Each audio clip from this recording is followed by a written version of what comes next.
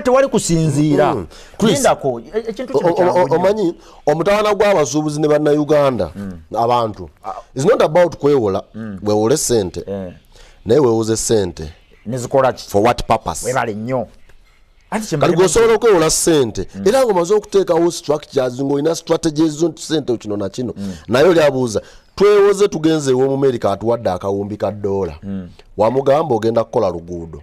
oluguudo telulabikanga nako okitegeera weewola ssente for what purpose on what cause kwewoledde ssente era ekyo olw'okubanga neewoze not for a good cause era tekijjawo kiri omusajja kyagamba mu buli munnayuganda abeera n'obukadde 2 bwagenda okusasula oba kamu n'ekitundu embwe ebbanja bannansi babeera bagenda kusigaza $1,000,000 nga tulina ogisasuleddeyo tekiba kituufu lwansonga amawanga gonna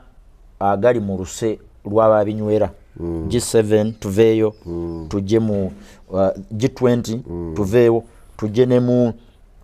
kino ekibiina ekirala ekitwala ekiri mu South Africa Russia ekiri mu China awo nawo tuveeyo era tujje ku luso oluddako agamawanga gonna debt ratio to GDP nkumenyereyo limu eryasinga ne 2 Japan eri ku 248 debt ratio to GDP Japan 248 ogisinga kuba bulungi enkozesa yaazo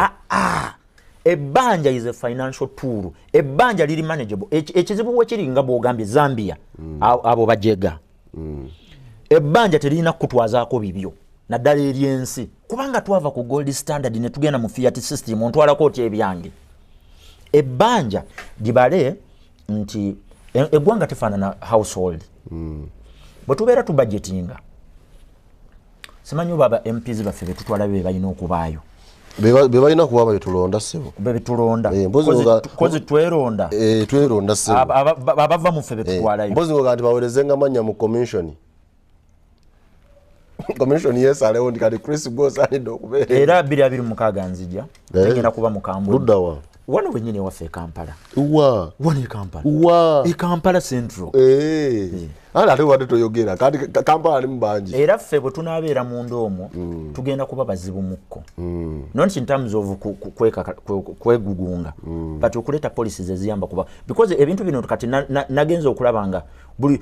lw'obyogerako ne batabiwulira olina okwetuukira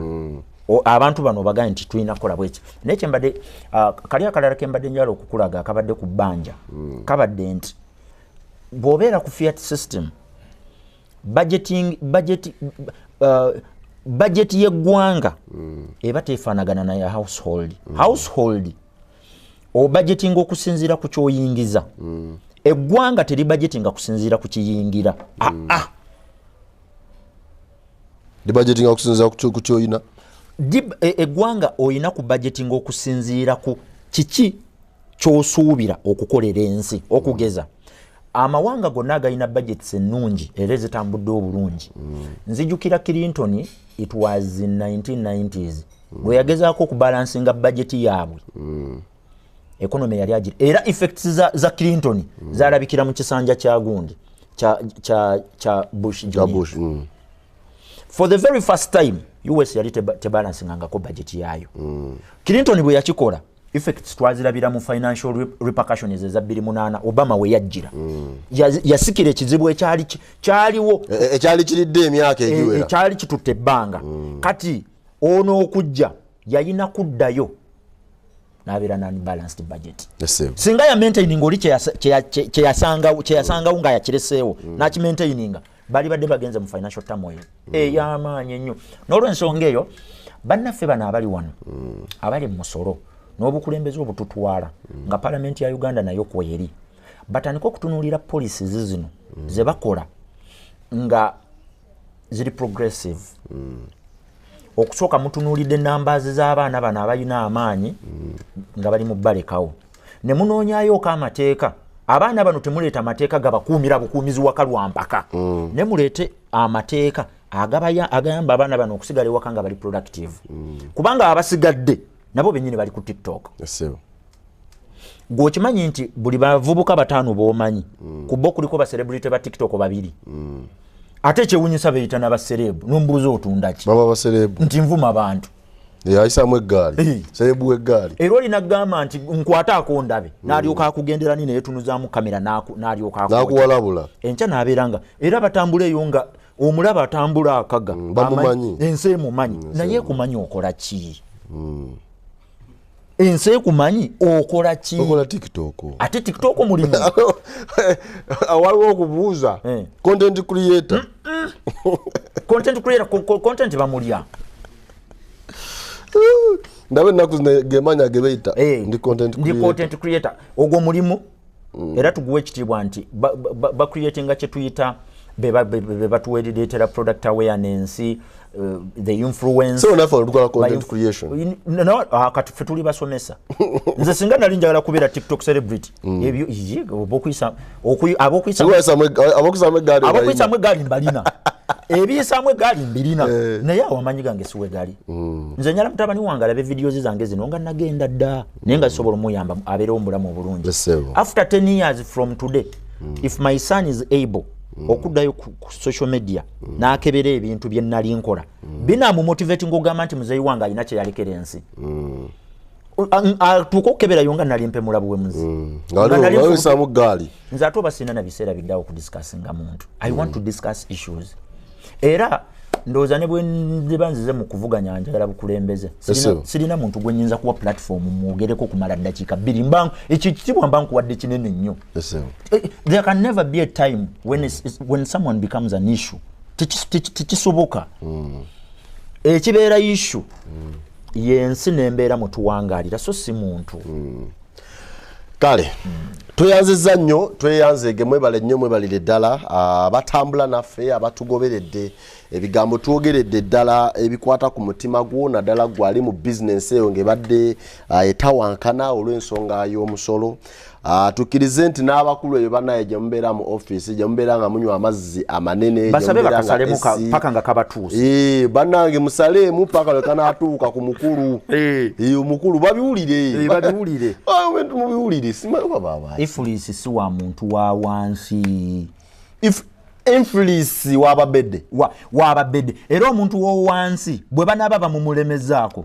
by 2030 by 2035 tugenda anaasemba okufuluma aba alina kujjako ttaala kati wane essaawa eno abayinza osemba okufuluma baba bannabyabufuzi ate nga balwanira ntebe nnene Babesigye Amuliyati Maawo Muzeeyi mutabani we ne Kamwocha kati ku mwenna awulira nga yasembyeyo ajjeko ettaala fe tujja kuba tetukyalimu tujja kuba tujja kuba twagukuma dda ate naawe batte nkimanyi saawa yonna naye ndi wagukuma anti bw'oyogera nabo bali eri ate bwe banga yettaala munnange bw'oyogera nabo bali eri ate nga bye batugamba binyuma okuwulira oba okyayogera ne kusimu naga soko olindeko omusajja ansasula wano ogenda omuddira n'ombuza kuwadde mmeka naga mpaddeyo 1,500 nga gwe lukutwalidde emyezi egi n'okubisaamu ogenda okuteekamu calculator n'oga 1,500 mubanga nagalunzi nfuna 1,500 wiiki ogenda obbalamu omwezi nti ziri mmeka ntino ziba kakaaga ngamba akadoola kakaaga times 385 obeera oyingiramu 20 milioni 2 ngokolaki ngagamba ate nze nkolaki nze nkuma store ya mugagga kati nga sifuluma mbadde ki mpozi ng'oliko mmandu ambi kati oyo ifulizi bwe baba bamulemezaawo era ndowooza luno olukiiko olugenda okuddako yabayisenga meka 2 mu meka nga 7 2 ogw'omukaaga 2 akuddamu abasisinga 2 ogw'omukaaga nga ne budget yaggwa dda abasuubuzi ba Uganda bampe eddakiika 5 ntunule muzeeyi terujja kubaayo olukiiko alugenda bbaayo nze olukiiko lw'abasuubuzi ndusaba eddakiika ezi 5 nga tewali emotions sigenda kwogera kukanga mukulu anti bo baali bamukanga naye ebintu bino byetaaga muteera ku mmeeza bamuganulira amaaso omukulu era yali yeetaaga okubuulira ensonga zino aziringizeemu azitegeerebwa wange wagaye nti omuntu oba olabanga mutuufu kale ne bwoba oyina capital wa miliyoni 7 ne basukale bakujjako 18 18% ne bakujjako 6 naja nakujjako 18 tonasasula renti tonasasula bills ogaba naye ku 7 eroga oyina amasannyalaze agakaweerege oyina kasasiro mu kibuga amasanyalaze 10 kati ate no obadde okyali kwako naye ate eriyo akalala akatiisa ebyo byonna ng'omaze okubikola ate n'ogenda mu transaction eziddako nga booguziza ebintu n'abakuguzeeko b'amaanyi okukusinga nga tolina gy'oyinza kulaga